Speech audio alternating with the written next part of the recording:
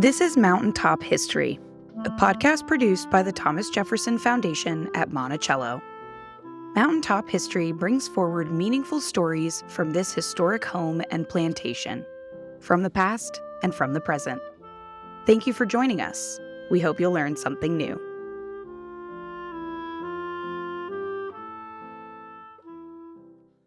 Welcome to Mountaintop History. I'm Olivia Brown. Though he didn't think of being president among his greatest achievements and referred to the position as a, quote, splendid misery, most know Thomas Jefferson for serving 2 terms as the 3rd president of the United States. Presidents often are not accomplishing things on their own, however, and are aided by the men and women they choose to serve in their cabinets. Today, we'll be looking more closely at Thomas Jefferson's first presidential cabinet. I'm joined by John Ragasta, historian at the Robert H. Smith International Center for Jefferson Studies here at Monticello. John, thanks so much for joining me. Sure. Good morning, Olivia. So let's start off with a little bit of context, get ourselves back in time to the life of Thomas Jefferson. What years was Thomas Jefferson's first term as President of the United States? Well, Thomas Jefferson is inaugurated on March 4th, 1801, so it's late in the year from our perspective. We don't have January inaugurations till 1937, so it's March 1801 to March 1805. This is the era of the Louisiana Purchase, Danbury Baptist letter, his fights with the judiciary. It's a very full first term. So it was very early on in the history of the United States that this 2-party system emerged. There were fierce battles among members of the opposing Federalist and Democratic Republican parties. When Jefferson was elected, the presidency switched parties. John Adams had been in office for 4 years and was a Federalist. So then Jefferson, as a Democratic Republican, was elected. Did he appoint an entirely new cabinet? Well, he does. And to us, that seems obvious. But it wasn't obvious at the time. They're still trying to figure out how the country works. It's only 10 years old. And when John Adams became president after George Washington, he, of course, keeps all of Washington's secretaries, all the cabinet officials. He thinks maybe he's obligated to do so. These people were appointed by the president. They had Senate confirmation. Now, of course, we would say, well, Washington and Adams are the same party. I'm not sure they would have said that. They don't think of parties in those terms. By the election of 1800, we're starting to see a 2-party system. And so Jefferson comes in, and of course, Adams had terrible problems with his holdover cabinet. Jefferson has no intention of keeping Adams' cabinet members. So he's going to change the cabinet completely. He understands, and people talk about Jefferson's presidency in this term. He is maybe the first president who really understands that the president speaks for the people. The president's the only official, other than the vice president, nobody cares about the vice president, who's elected by the whole country. And so Jefferson is going to form his cabinet very much in mind as I'm taking over, I'm now running this administration. Yeah, it sounds like he was ready to kind of start this term with those like-minded people around him, even if that's not really what had happened beforehand. Exactly. And again, it seems obvious to us, but if you think about it, when you're starting the country, these cabinet members are approved by the Senate. They're appointed by the president. We have people, the Securities and Exchange Commission, Fed commissioners who continue from term to term.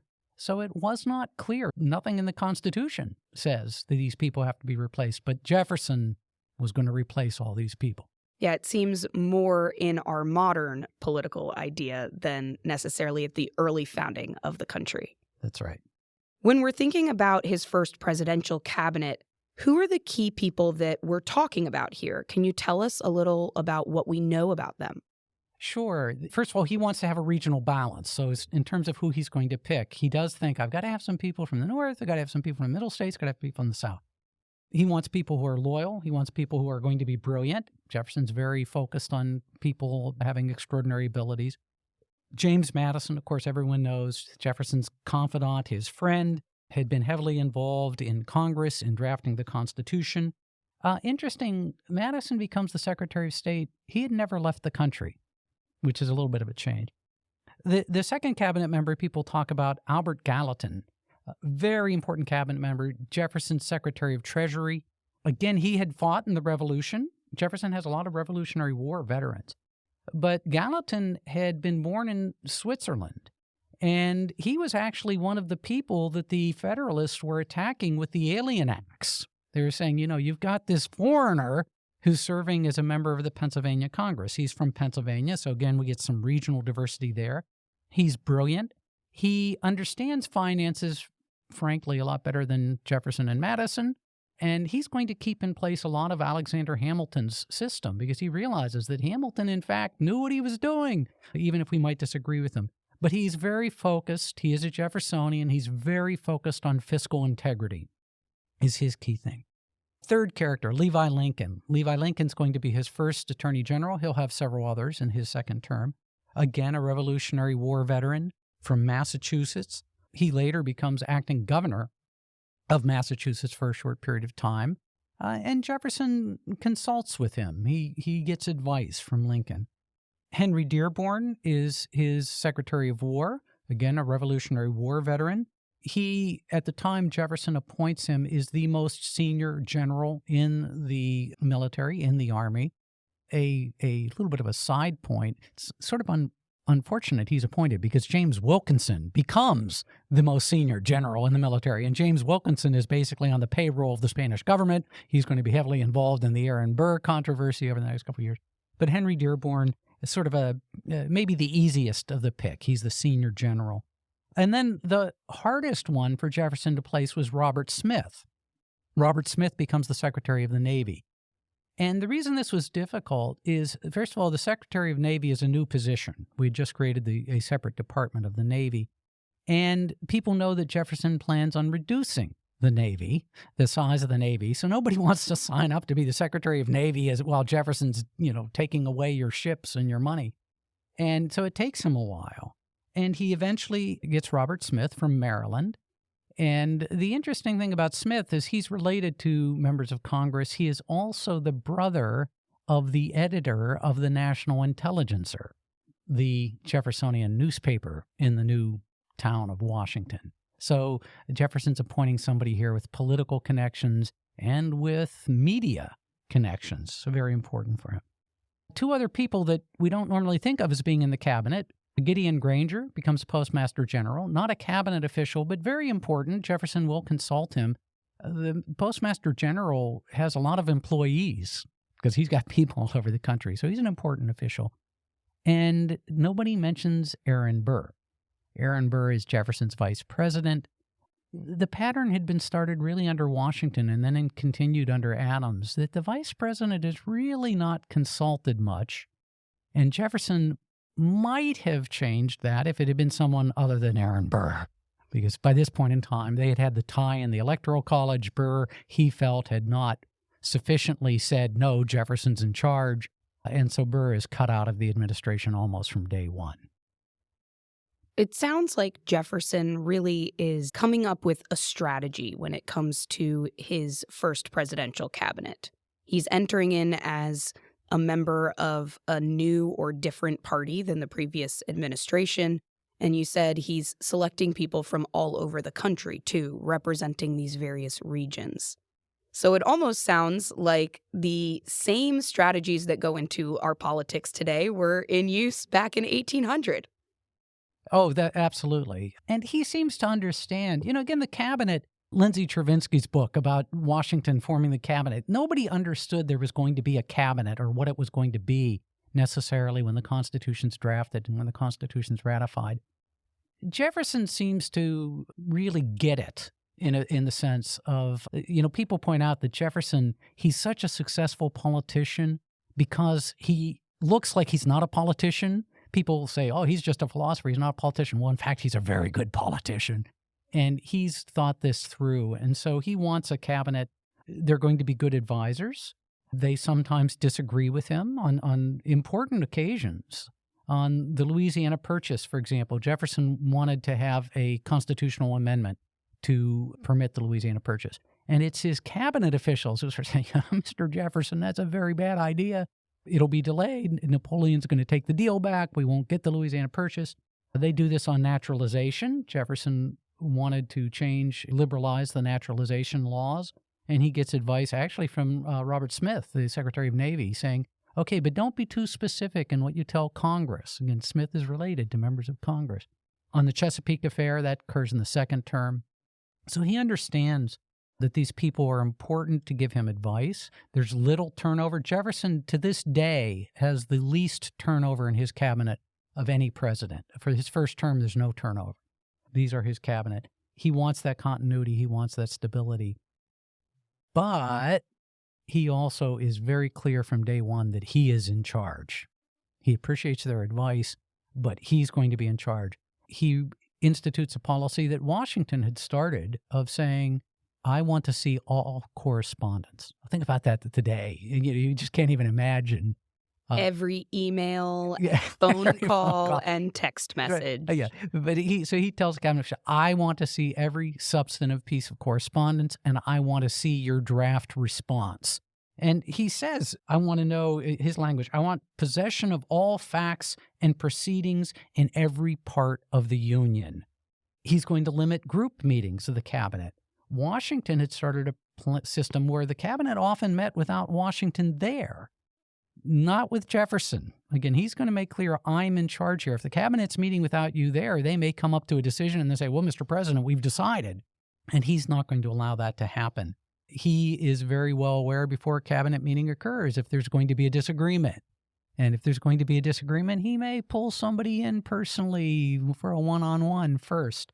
He circulates an agenda for his cabinet meeting. So he relies on these people, but there's no mistake that he's in charge of how the cabinet's going to operate. Now, do you find it interesting that that is how Jefferson operates when one of his biggest critiques of the Federalist Party was the want for a strong federal government and leader, and he's often calling them, monarchical and using that kind of language? Well, that's an interesting point, Livia. I hadn't thought about it in those terms specifically, but I think he'd say, look, I was the one elected. I am the one responsible to the people. Again, this idea, and we say, well, of course, that's the president. They didn't understand that at the time. And the understanding that the president speaks for the nation, the president is the one that has to face the election. So, for example, on the Louisiana Purchase, Jefferson always felt that was unconstitutional. But he says right before the election of 1804, that if the people decide we were wrong to do this, they'll vote me out of office. They're not voting the cabinet secretaries out of office. They're voting me out of office. So, he is going to be a powerful president. The other thing that I think happens is once you become president, you suddenly realize, holy cow, I've got this power that I need to exercise. I'm in charge here. And, this is common, I think, when people become president. It's a lot easier to criticize that power. And so people say Jefferson, in fact, is a very powerful president. And he uses the cabinet very effectively to help him exercise that power. Is that inconsistent with what he said in the 1790s? Well, sometimes we learn things. As we have that responsibility ourselves, maybe, as it came for Jefferson. So do you overall think that his cabinet played a role in the legacy of this first term as president? Oh, absolutely. The cabinet's extremely important. We talked about Albert Gallatin. Gallatin clearly is controlling the finances. Jefferson and Gallatin had a plan to eliminate the national deficit, the national debt. We were substantially in debt coming out of the Revolution and so on. Alexander Hamilton's assumption plan for taking on the debts of the state. And Jefferson wanted to eliminate that debt. And Gallatin had a whole plan. This is how we're going to do it. And we're not only going to eliminate the debt, we're going to eliminate the internal taxes, the whiskey tax. We're going to get rid of that because everybody dislikes that. And it would have worked, except for the Barbary War intervenes, and they have to spend a lot of money on the Navy and so on. But he is very successful at reducing the national debt, and he needs Gallatin to do that. He's very successful in terms of managing domestic policy, a lot of stuff that today would not be part of the Secretary of State's job, but were at that time, things like the Louisiana Purchase. He's very successful, of course, with the Danbury Baptist letter, a wall of separation between church and state. And he gets a lot of advice on that letter before it's sent. There are drafts of that letter. And Levi Lincoln and Gideon Granger, the Postmaster General, both from New England, where you have still a bunch of Puritans, are advising him on how to draft that letter. So Jefferson's in charge, but like any good leader, he is depending heavily on these people who are helping him. He's helping to delegate some of those things. And I think what you were saying earlier, he was elected, but then used that to appoint other people. So kind of seeing them as the representatives of his vision as well. Absolutely. He's very good. As I said, one of Jefferson's great successes as a politician is not appearing to be a politician, but he's very good at being a politician. Well, I think there's probably about 10 more podcasts just in the few things that you mentioned on this one today. So stay tuned. We may have John back in the next little while to talk about some of the other things he mentioned on this episode. But John, I want to thank you so much for joining me today on Mountaintop History to discuss really some of the ins and outs of Jefferson's role as president and the people who were helping there along the way. We'll be highlighting more of Jefferson's presidency next year leading up to the 2024 presidential election. So I hope you'll come back and join us for some more interesting discussions. Thank you, Olivia. Thank you so much. This has been another episode of Mountaintop History, a collaboration podcast between WTJU and the Thomas Jefferson Foundation. Join us for new episodes every 2 weeks on Apple Podcasts, Google Play, Spotify, and the Virginia Audio Collective. To learn more about Monticello or to plan your next trip, visit us online at monticello.org.